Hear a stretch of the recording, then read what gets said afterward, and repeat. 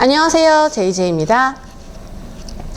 네, 정말 너무 바쁜 연말이죠. 오랜만에 제가 영상 촬영을 하는데요. 오늘도 꼭 구독 안 하신 분들은 먼저 구독을 눌러주시고 좋아요도 눌러주세요. 자, 오늘은 여성분들의 영원한 고민, 모두가 공통적으로 가지고 있는 바로 그 고민, 셀룰라이트에 대해서 알아볼게요. 저와는 약간 모태에서부터 함께 했던 것만 같은 굉장히 친숙한 이름인데요. 다이어트에 성공을 해서 체중을 감량을 했어도 셀룰라이트는 유독 끝까지 남아서 이것 때문에 굉장히 고민이 많으신 분들이 많을 거예요. 그런가 하면 애초에 살이 찌지 않았음에도 셀룰라이트가 있는 분들도 있어요. 대체 뭐냐 넌? 오늘 우리가 공부해야 할 내용이에요. 셀룰라이트, 너 대체 뭐니? 셀룰라이트는 지방이다? 띵! 셀룰라이트는 지방이 과다해서 나타나는 체지방의 이슈이기도 하지만 순환과 림프 그리고 염증의 문제이기도 해요. 즉 셀룰라이트의 원인은 굉장히 복합적이라는 거죠. 그렇다면 셀룰라이트의 정체는 무엇일까요 대체? 체지방이 갑자기 과다해지는 경우를 생각해 볼게요. 우리가 알고 있는 지방 조직은 일단은 굉장히 젤리 같다고 생각을 하시면 돼요. 형태를 보존하지 못하는 굉장히 말캉말캉한 조직이라고 생각하시면 되겠어요. 이 변형이 자유자재인 지방 사이사이를 버텨주는 것이 바로 결합 조직이라는 콜라겐 덩어리예요. 근데 과다하게 지방이 생기는 경우에 이 지방의 부피가 늘어나면서 이 콜라겐 결합 섬유를 팽팽하게 당기게 되는데요. 이 결합 조직은 늘어나지 않기 때문에 굉장히 팽팽하게 당겨진 기타줄처럼 타이트하게 되죠. 그 결과 이렇게 결합 조직에 의해서 더 타이트하게 조여지는, 그렇기 때문에 움푹 파이게 되는 앵커 포인트가 발생하게 돼요. 이거 우리가 알고 있던 그 귤껍질 모양? 근데 이건 우리가 고민하는 아무리 체지방을 빼도 심지어 말랐음에도 계속해서 유지되는 셀룰라이트와는 또 거리가 멀어요. 그저 일시적인 비만 때문에 나타나는 지방성, 비만성 셀룰라이트죠. 보통 이런 경우에는 체지방이 줄어들면 자연스럽게 완화가 돼요. 우리의 고민 셀룰라이트는 사실 이 지방 조직과는 전혀 다른 원인, 전혀 다른 정체를 가지고 있어요. 셀룰라이트라는 단어를 살펴보면 세포, 그리고 염증 이라는 단어의 합성어예요. 즉 세포의 염증. 우리 몸에서 이 혈액과 림프의 순환은 우리 몸에 영양분을 공급함과 동시에 또 노폐물을 배출하는 역할을 해요. 소통이 원활하지 않은 사람의 경우 노폐물이 제때 제거되지 못해서 지방세포 주변에 노폐물이 쌓이게 되면서 바탕질에 염증이 생기게 되죠. 이 바탕질이라는 거는 지방세포 바깥쪽을 싸고 있는 말캉말캉한 덩어리의 조직이라고 생각하시면 돼요. 보통 이 바탕질의 염증이 지방세포와 같이 엉키면서 만성적인 염증성 셀룰라이트가 될 확률이 매우 높아요. 이거는 살을 뺀다고 해서 줄어들지 않죠. 왜? 지방의 문제가 아니기 때문에. 나 이거 내 얘기인 것 같아. 대체 그 여러 가지 원인이 뭘까요? 셀룰라이트의 원인. 첫 번째, 비만. 당연한 얘기겠지만 체지방이 과다해지면 지방세포가 주변의 림프와 혈액이 지나다니는 혈관을 눌러서 막기 때문에 당연히 영양분의 공급도 떨어지고 또 림프를 통한 노폐물의 배출 또한 굉장히 현저하게 줄어들어요. 그러다 보니 우리 바탕질에는 염증이 일어나게 되겠죠. 그래서 어떤 한 부위에 체지방이 과다해지면 혹은 전체적으로 내 몸의 체지방이 과다해지면 당연히 셀룰라이트가 생기기 쉬워져요. 근데 우리가 알고 있듯이 여성 호르몬은 체지방을 축적하려는 성질을 가지고 있죠. 특히 가임기 여성의 경우에는 하체 쪽에 임신을 위해서 더 많은 체지방을 축적하려고 해요. 어찌 보면 여성들의 하체 셀룰라이트는 이쯤 되면 필연이라고 하고 싶네요. 두 번째, 장 때문이야. 우리의 장은 생각보다 굉장히 중요한 역할을 해요. 음식물이 체내에 들어왔을 때 체내에 쌓이는 독소와 노폐물을 걸러주는 게 바로 우리 장이거든요. 건강과 다이어트에 얼마나 중요한 역할을 하는지 제가 하루 종일 설명하고 강조를 해도 모자랄 지경이 바로 이 장이에요. 근데 이 장이 건강하지 못하면 장내 유해균을 제대로 걸러내지 못하게 되고 이에 따라 염증이나 면역 질환이 생기기 쉬워요. 그중 하나가 지방 바탕질의 오염 및 염증이에요. 장이 약해져서 손상이 생기면 그 틈으로 독소가 빠져나가게 되고 그건 우리 혈류를 떠돌아다니게 돼요. 결과 우리 지방 세포의 바탕질에도 노폐물이 쌓이게 되는 거겠죠. 더 쉽게 더 많이. 셀룰라이트를 결국에는 염증성 질환이라고 보는 이유가 바로 이러한 측면에 있어요. 아토피와 각종 염증성 질환들도 모두 마찬가지예요. 마찬가지고요. 그러면 이런 장 트러블 대체 왜 생기는 걸까요? 여기서 바로 세 번째 셀룰라이트의 원인이 나옵니다. 세 번째, 섭취 음식. 네, 전반적으로 결론적으로 이게 가장 큰 문제예요. 특히 난 체지방이 과다하지 않은데 왜 셀룰라이트가 있고 이게 결코 빠지지 않을까요? 라고 하시는 분들은 잘 들어보세요. 방부제가 들어간 가공식품, 육가공품, 육류의 항생제, 섬유질이 없는 당분만 들어간 음식들, 식물성 유지가 들어가 있는 베이커리류, 이런 것들을 먹는 경우에 우리 몸에 쌓이는 노폐물은 더 많아지고 가속화돼요. 특히 당분은 장내 곰팡이를 증식하게 만들죠. 맵거나 자극적인 음식도 마찬가지예요. 다이어트 한다고 단백질 많이 먹어야 되겠다고 닭가슴살 굉장히 많이 먹었는데 이 닭가슴살 안에도 항생제가 들어있죠. 이 모두가 장을 약하게 만들고 그러므로 인해서 혈류 내에 노폐물을 만들게 해주는 주 원인이 돼요. 그리고 셀룰라이트가 생기는 원인, 네 번째, 바로 운동 부족. 평균적으로 제가 봤을 때 마르신 분들이 오히려 운동을 더 안 하는 경향이 있어요.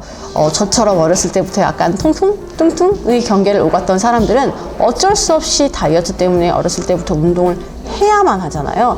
그런데 또 마르신 분들은 솔직히 운동을 쉽게 접하지 않게 되죠. 본인이 운동을 좋아하지 않는 이상은. 자, 그런데 이 또한 셀룰라이트가 생기게 되는 원인이 되기도 해요. 이유는 앞서 계속 설명했던 림프. 이 림프는 우리 몸의 곳곳을 돌아다니면서 생긴 노폐물을 배출시켜주는 역할을 하죠. 근데 이 림프의 순환, 림프가 순환되는 원리는 바로 근육이에요.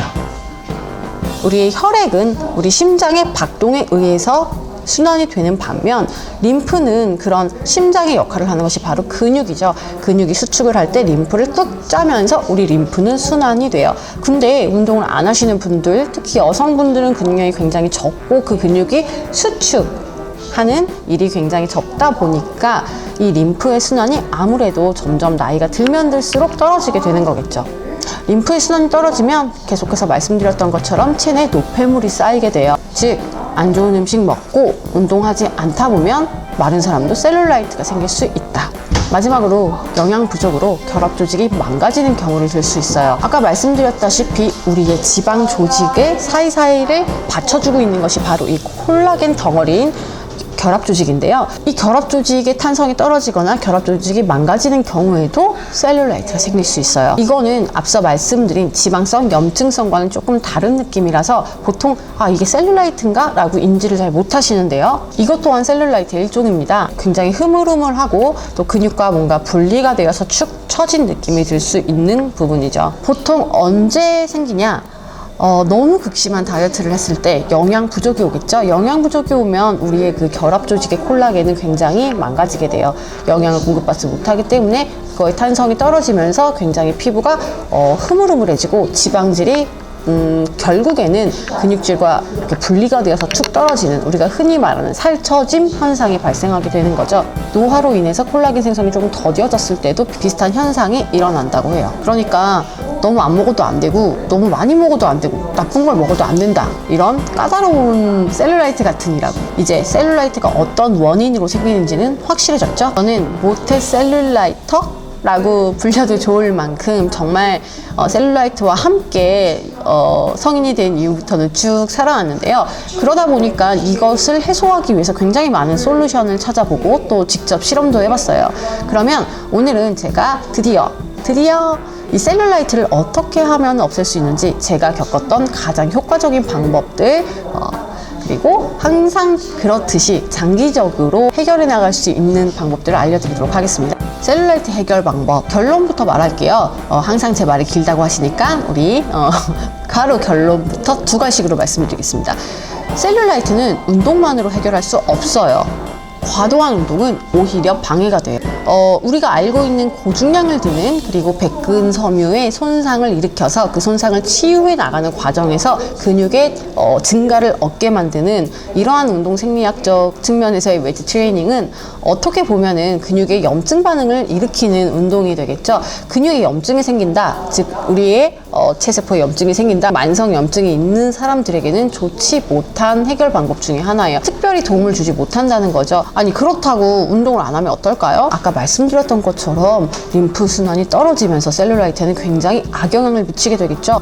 그럼 어쩌라고? 운동을 하는 거야 말라는 거야? 물론 운동은 하셔야 합니다. 운동은 하셔야 해요. 왜냐하면 이 셀룰라이트를 개선하기 위해서는 당연히 미세 혈관들을 확장시켜서 이 혈액순환과 또 림프순환을 활성화시키는 것이 꼭 필요한 방법이기 때문이죠.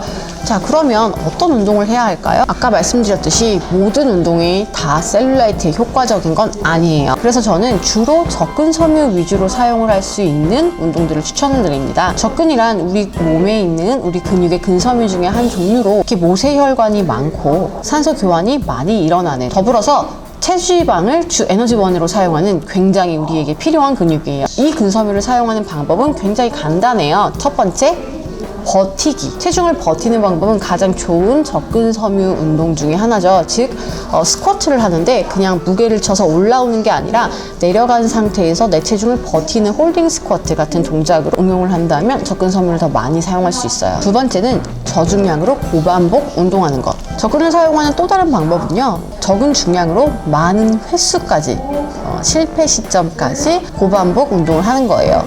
보통 런지를 기준으로 한 25회 정도를 추천을 하고 있습니다. 근육이 타들어가는 느낌이 드는 바로 그 순간까지 운동을 해 나가야 해요. 사실 저도 이 접근 운동을 하면서 스쿼트나 런지를 굉장히 고반복 운동을 했었는데 오히려 중량을 드는 것보다 더 많이 힘들고 숨이 차고 땀도 나고 하더라고요. 그래서 내가 셀룰라이트가 있는 부위를 주 동근으로 사용하는 웨이트 동작을 적은 중량으로 많은 세트, 많은 횟수를 반복을 하시는 것을 추천드리고요. 이렇게 하시는 운동은 매일매일 하시는 것이 더 효과적이에요. 왜냐하면 휴식 기간을 가지면서 근육의 손상, 그리고 그것을 통한 성장을 이끌어 나가는 운동 프로그램이 아니기 때문에 매일매일 해주시면 좀 더 효과가 좋겠죠. 자, 근데 중요한 건 이 운동보다 더 중요한 것이 바로 식단이라는 점이에요. 셀룰라이트를 고치는 데 있어서 보통 저는 운동을 10, 그리고 나머지 90을 식단으로 봅니다. 그럼 식단 어떻게 먹어야 될까요? 셀룰라이트는 대부분은 순환 그리고 염증의 문제예요. 그러다 보니 음식의 질이 굉장히 중요한데요. 앞서 강조했듯이 항생제가 들어가지 않는 음식, 방부제가 들어가지 않는 음식, 제초제, 농약, 유독물질 등이 포함되지 않은 음식, 즉 대부분 밖에서 사 먹는 음식들은 다 안 된다고 보시면 돼요. 어찌 살란 말인가, 대체 뭘 먹으라는 이야기인가요? 그쵸, 굉장히 어려워요. 제가 근데 이거를 정말 속는 셈 치고 여러 가지 해외의 그런 논문에서 추천하는 식단들, 이거를 실천을 해봤어요. 작년 겨울인가 시즌에 정말 딱 눈 감고 좀 어려웠지만 2개월 정도를 직접 스스로 제 몸에 테스트를 해봤습니다. 유기농으로 구성된 생야채 식단. 왜냐하면 또 야채를 익히면 영양소가 파괴되기 때문에 여기에 섬유질이 풍부한 과일, 즉 과일은 껍질째 먹었어요. 식이섬유 섭취를 위해서 몇 끼 1개 이상의 뿌리 야채, 연근 같은 걸 꼭 먹었고요. 모든 가공식품은 당연히 끊었고 밀가루도 끊었고, 단백질 또한 약간 양을 줄여서 소량의 닭가슴살과 그때부터 이제 만들어 먹기 시작한 프로테인 시폰. 하지만 하루 중에 단백질을 섭취를 하는 타이밍을 한 2번 정도로 굉장히 많이 줄였죠. 원래 제가 5번 단백질을 섭취를 했음에도 불구하고 조리를 할 때 사용하는 오일은 코코넛 오일만 소량을 사용을 했고요. 유일하게 변성이 일어나지 않는 지방이죠. 그렇게 약 한 2개월 정도를 먹었을 때 제 블로그에도 항상 기록을 해놓았었는데요. 자, 그때 변화, 보통 식단을 하기 전과 식단을 하고 나서의 그 결과를 보여드릴게요. 어때요? 놀랍죠? 참고로 제가 이제 과거에 굉장히 몸무게는 적게 나갔지만 셀룰라이트가 많았던 시절의 사진을 보여드릴 건데요. 솔직히 이때는 저는 식사의 질이라는 거를 절대 생각하지 않았어요. 물론 공부의 길이가 좀 짧았던 거죠. 그저 다이어트를 해서 체지방만 빼면은 이것도 언젠간 없어지겠지? 라고 생각을 했을 그런 시기입니다. 피부 컨디션은 외피가 굉장히 좋지 않았고요. 그리고 군데군데 착색도 많이 되어 있었고, 보시다시피 전반적으로 좋지 않았어요. 물론 모든 사람들이 저처럼 이렇게 식습관을 처음부터 다 뜯어고치기라는 현실적으로 쉽지 않아요. 저도 그걸 너무나 잘 알고 있습니다. 저 또한 이렇게 사회생활, 바쁜 일상을 속에서 음식을 이렇게 챙겨 먹기가 사실 쉽지만은 않아요. 그런데 이건 정말 내 몸을 위해서는 꼭 해야 하는 과정, 꼭 해야 하는 부분인 것 같아요. 왜냐면은 셀룰라이트라는 거는 결론적으로 1차적인 신호일 수도 있다고 생각을 하기 때문이죠. 실제로 저는 이 셀룰라이트부터 시작을 해서 아토피, 그리고 자궁에 있는 혹까지 각종 면역성 질환과 염증성 질환들이 차례대로 하나씩 나이가 들면서 정말 많이 생기더라고요. 물론 지금은 식단을 바꾼 다음에 이 모든 것들이 다 잠잠해지고 정말 많이 좋아졌어요. 하지만 불과 얼마 전까지만 해도 제가 가공식품과 이런 것들을 생각 없이 먹을 때는 정말 이런 모든 질병들이 하나같이 몸에서 나타나더라고요. 그래서 제가 이런 많은 것들을 겪어 나가면서 식단의 방향성도 많이 바뀌었습니다. 셀룰라이트를 없애는 식단, 이거는 단순히 살을 빼는 식단이 아니라 내 몸의 면역성, 몸의 염증과 순환을 돕는, 어떻게 보면은 해독을 하는 식단과 굉장히 밀접하겠구나 라는 생각이 들어서 직접 실천을 했고, 저는 굉장히 좋은 효과를 봤어요. 사실 운동과 식단이라는 처방은 너무나 판에 박혀서 이걸 누가 몰라 라고 말씀하실 수도 있겠지만, 그래서 실천이 정말 어려운 것입니다. 아까 말씀드렸죠? 운동이 10 그리고 식단이 90이다. 그렇기 때문에 오늘부터라도 꼭 식단을 바꿔보세요. 처음은 어렵지만 결국엔 익숙해지실 거예요. 여러분들이 같이 바꾸려는 시도를 해 나가셨으면 좋겠고요. 결론적으로 우리의 몸을 바꾸는, 안쪽과 바깥쪽을 모두 바꾸는 힘은 음식에 있다고 생각을 합니다. 어떤 음식을 먹는지에 따라서 그 사람의 몸이 변해요. 가장 추천하는 것은 긴 연휴 기간, 한 어느 정도의 기간의 연휴가 있다면, 혹은 학생이라면 방학 기간을 이용해서 이 식단을 한번 바꿔보세요. 저도 사실은 연휴 기간을 이용해서 이 식단 바꾸는 것을 시작을 했고요. 그것이 이제 습관이 되어서 일상생활 속에서도 도시락을 좀 챙기고 야채를 손질해서 먹는 것이 습관화가 되었으니까요. 더불어서 많은 분들이 또 궁금해하시는 마사지, 고주파 등등의 셀룰라이트를 완화를 돕는 기법들이 있어요. 이러한 시술들 과연 효과가 있을까요? 네, 물론 효과 있습니다. 단기적인 효과가 있어요. 왜냐하면 눈에 보이는 병증은 관리를 받다 보면은 일순간 조금 가라앉는 느낌이 드실 거예요. 하지만 모든 치료가 그렇듯이 근본적인 해결책을 바꾸지 않고서는 계속해서 셀룰라이트는 다시 생겨나실 거예요. 셀룰라이트는 질병입니다. 가볍게 생각하실 부분이 결코 아니고요. 미용적인 목적을 위해서 나는 이걸 없애고 싶다라고 생각하실지언정 이것을 없애기 위해서는 병을 고친다라는 생각으로 접근을 하셔야 해요. 내 세포 내에 생긴 만성염증이라고 생각하시고 꼭 잘 케어해 주세요. 다음번에는 제가 또 기회가 된다면 셀룰라이트의 종류에 대해서 조금 더 자세하게 설명드리는 시간을 갖고 싶습니다. 자, 그러면 오늘도 제가 알려드린 셀룰라이트의 원인 그리고 해결 방법 참고하셔서 많은 저처럼 셀룰라이트를 가지고 계신 여성분들, 특히 여성에게 많이 나타나죠. 여성분들이 조금 더 셀룰라이트에 대한 오해를 풀고 어떻게 관리를 해야 좀 더 건강하고 예쁜 아름다운 몸으로 만들어 나갈 수 있는지 좋은 팁을 얻으셨으면 좋겠습니다. 네, 정말 식단과 운동, 특히 오늘은 식단, 건강하고 깨끗한 식단, 가공식품, 안 좋은 음식 조금 더 잘 알아보셔서 나에게 좋은 음식들 내 몸에 많이 공급해 주시고요. 저는 JJ는 또 다음 시간에 이번에는 또 여러분들이 궁금해하시는 운동과 또 일상, 다이어트에 관한 컨텐츠를 들고 돌아오도록 할게요. 모두 안녕.